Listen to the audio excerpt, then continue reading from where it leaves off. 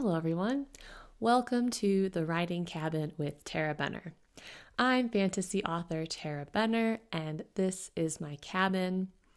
We all need to escape into story from time to time, so come on in, sit down by the fire, pour yourself a nice hot cup of cocoa, and let's talk books. Now, before we get started today, I want to take a quick moment to thank my wonderful patrons. Patrons, your support not only funds the creation of new monthly stories, but it tells me that you enjoy my books so much that you want to support them and me directly. If you, dear listener, would like to join our Patreon family, you can do so over at patreon.com/Tarah Benner Labs. I create a brand new piece of writing for my patrons every single month, and you can gain access to the library of backstories for just $3 a month. Come in and out as you like. I have about 17 unpublished Witches of Mountain Shadow stories in there right now, along with a few novellas. I'm getting ready to add a new novella. So just come in, check it out. Again, that's patreon.com/Tarah Benner Labs. This week's featured book is The Elven Blade. King Eldritch's army won the Elven War. The surviving elves and their magical allies have been hunted to near extinction. Storia is a half-elf who can pass for a human. She's quick with a sword, even quicker with her wit, and desperate to avoid a betrothal. When a dragon presents her with a sentient elven sword, Storia thinks she can sell the blade to pay her father's debts and avoid marriage altogether. The sword has its own motives. When it urges her to steal a dragon egg that's been sold in a black market auction, Storia finds herself on the run from a powerful lord and his from a powerful lord and his hired swords, including a handsome mercenary, a curmudgeonly dwarf, and a soft-spoken giant. To keep the egg out of the hands of those who seek to destroy it, Storia must outwit the mercenary and his ruffians without revealing the truth of her bloodline. So, you guys, I wrote that blurb. I should be able to read it without stumbling over the words. But the way I like to describe this book to people is The Hobbit meets The Princess Bride meets Pirates of the Caribbean. It's lots of swashbuckling and adventure. It's kind of old school fantasy with a badass female protagonist and dragons. Nothing dark, just fun, romance, and adventure. The Elven Blade is now available on Kindle and in Kindle Unlimited. You can also get the book as a paperback.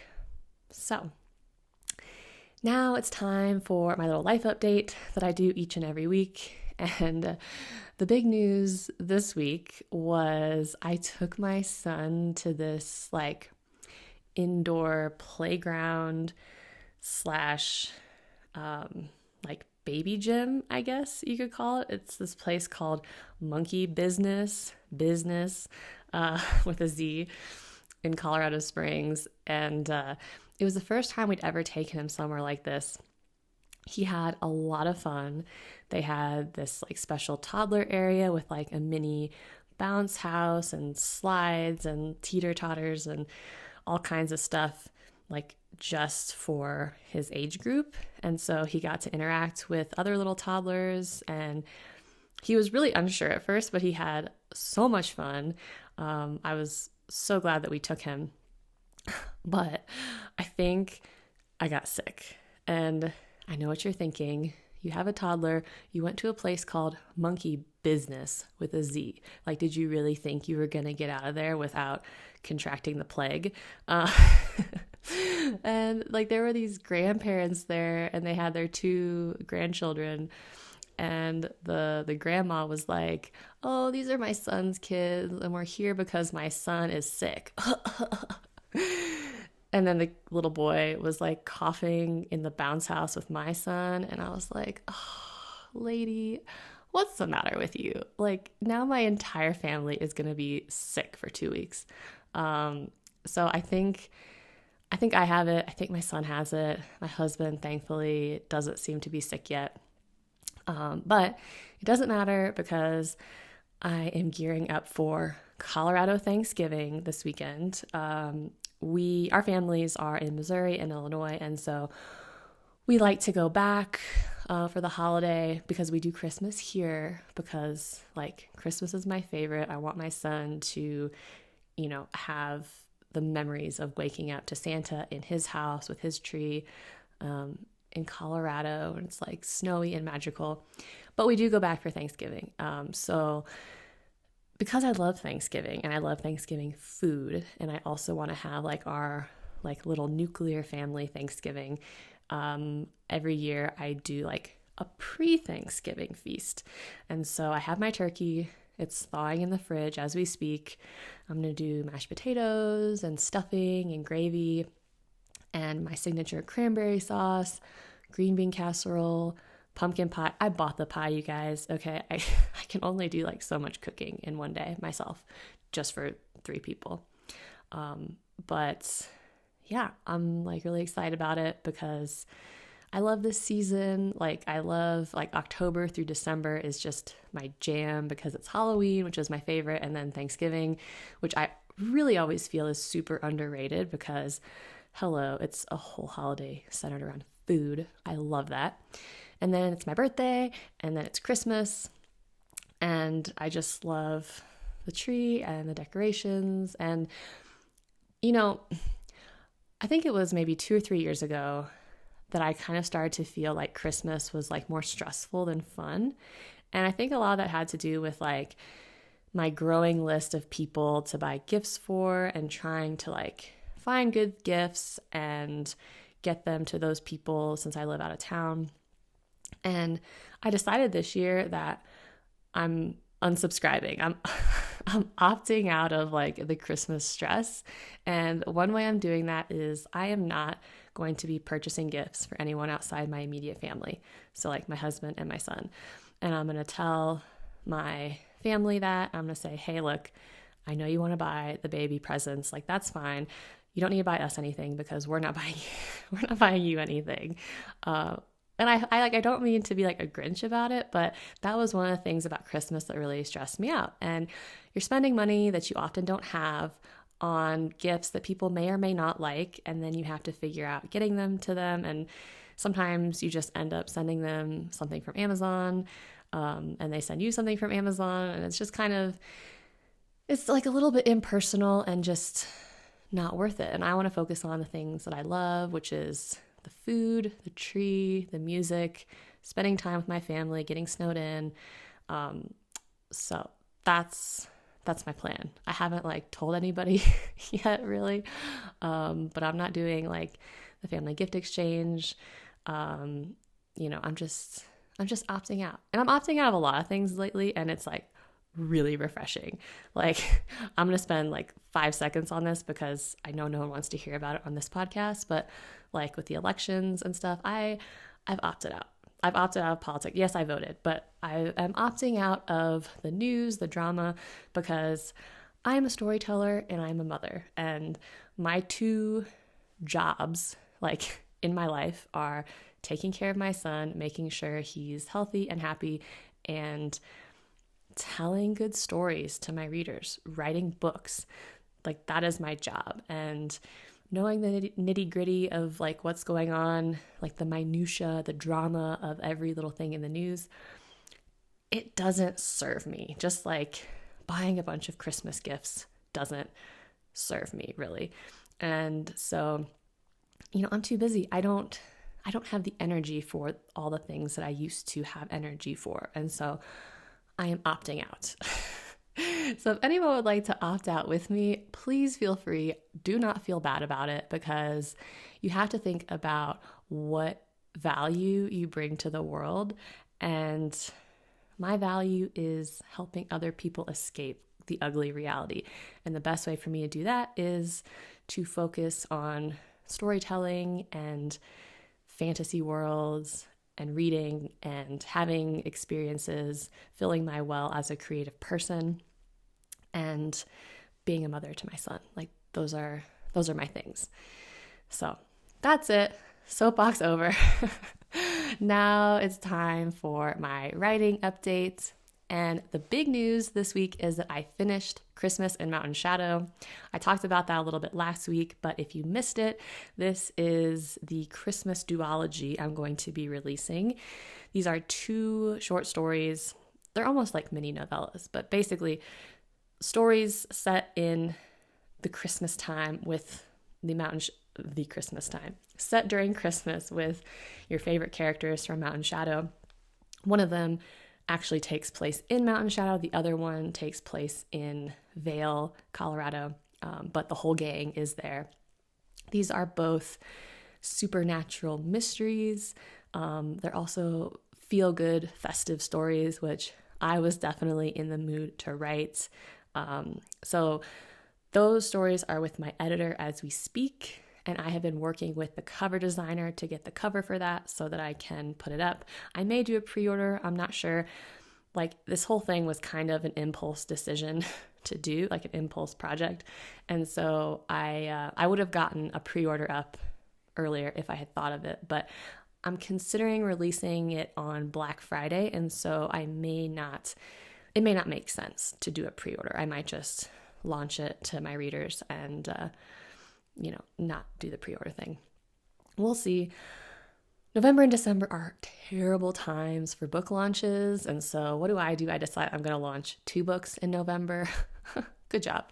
But these things happen. You can't always time everything perfectly. I have been thinking about doing a hardback version for the Christmas stories, just because I feel like it might be nice and special to have like a pretty hardback, but I'm not making any promises because I've never done hardbacks and it's kind of an additional process. And I probably should not add another thing to my plate right now, since we're going to be going out of town at the end of the month. But maybe next Christmas, we'll see. If you're a hardback lover, let me know, because I don't buy hardbacks. I don't like reading hardbacks because it feels like I'm lifting weights, like when I'm trying to read, and it's hard to hold the book in one hand if it's a big book. But this is a little book, so maybe we'll see. Let me know if that's something that you would like to have. In other news, I am still writing Too Rich for Her Blood. That's my new Pierce Brothers novella starring Wesley and Gabriel. It wouldn't take me this long to write a novella, but I've been kind of setting it aside and coming back to it because I'm working on some other projects. That's the only reason it's not finished yet, but I'm planning to finish that sometime in the next week or 2. And then part 2 will go out to patrons on December 1st. That's been fun. It's another little murder mystery. It's different from like Christmas and Mountain Shadow, those mysteries, because in the Pierce Brothers novellas, there is always actually a dead body. It can be a little bit more like Bones, CSI-ish, with some light gore, and maybe a little bit like darker mood. But the Witches of Mountain Shadow short stories that I write, those are a little bit lighter, more around kind of focused on the supernatural aspect of the mystery rather than focusing on the murder so much.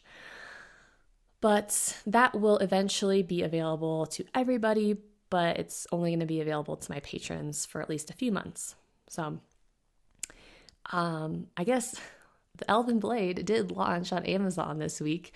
It was very underwhelming because I had my direct launch and most of my hardcore fans, bought it directly from me, which I really appreciate. But if you've been waiting to get it in Kindle Unlimited or in paperback, now is your chance. It's on Amazon. Please, if you enjoy it, go leave a review, because I've been having a hard time getting some of my ARC reviews to show up. There's been a delay with a lot of those just because Amazon is kind of cracking down on reviews to make sure that those are legit. And so some of them have been delayed and some may not show up at all. And so please, if you buy the book, do go in and leave it a review if you enjoy it. I am back on TikTok. Not that anybody cares, but if you are a person who enjoys TikTok, I am back on there. I'm doing some videos to promote the Elven Blade, some kind of just fun, rambly videos, which is interesting. Social media as an author is this weird thing because most authors are kind of introverted. We don't necessarily always want to be talking at the world. I do enjoy TikTok. As a user, TikTok is a huge time suck for me because it's really fun. But as a creator on TikTok, it's just kind of weird sometimes. But I'm back there and trying to have some fun with it. The really big news on the social media front is that my YouTube channel we crossed over the 1,000 subscriber mark this week. So that was huge for me because that's a goal I've been working toward for a couple months. My YouTube channel is, I think, one of my favorite things that I've launched this year.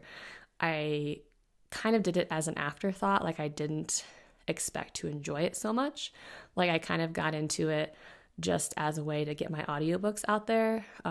But I've really had a good time with it, and I've met so many amazing readers on there that I think I otherwise never would have found. So if you are one of my YouTube people, thank you so much. I'm super happy to have you. Okay, that's it for my writing update this week. Now it's time for What Am I Reading? And last night I just started a new book. It's called Her River God Wolf by Adriana Hawkes.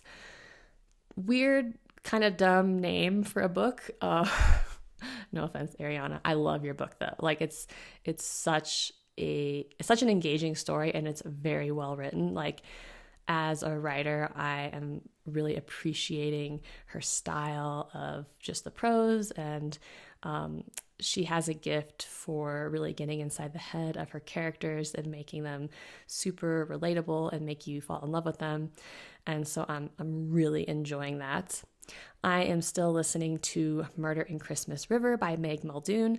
That audiobook is narrated by Randye Kaye. I misspoke last week. It is not Lawless King, although Randye Kaye sounds remarkably like Lawless King. And so if you enjoy the Patricia Briggs audiobooks, the Mercy Thompson series, you will really like this narrator. And I found that book a little bit slow to get started, though it's still very enjoyable. And now it's picked up. I'm really engaged with it, which has been nice because I primarily listen to audiobooks in bed, like before I fall asleep. And the past couple days, my son has not been sleeping well. Like, he's been waking up at like 3 o'clock in the morning, and like his tummy's been hurting him, and so he's been needing to be held, and it takes me a really long time to fall back asleep sometimes. And so being able to listen to that audiobook has been really, really nice. That's about all I have this week. But before we go, let's check the mailbox. And this week we have a really nice letter from Sarah. Sarah writes, "Hi Tarah, I've read your Lawless series, the Elderon Chronicles, and my first series where I fell in love with your writing was the Recon series. Question I've been having for a while, and I'd love to reread all over again. Are the Fringe and Lawless Saga somehow connected? I have a feeling they were, but before I start back into the stories, I want to get the correct order. Is there a right sequence to read those in? FYI, I also love the Colony 1 series. They are absolutely epic. I am an avid reader. It helps me escape the real world. Keep writing, and I'll keep reading." So thank you so much, Sarah, for sending in that email. This is funny. You're the first person who's ever asked me if Lawless and the Fringe are connected. And I wish I had some like really smart ninja like thing to tell you, but I'd never thought about it. It never even occurred to me that those two series could be connected. They're both set in the future, obviously, in kind of different worlds. Not so much different worlds, but different versions of reality, basically two different scenarios for how humans could like destroy ourselves, which is not super cheery at the moment to think about.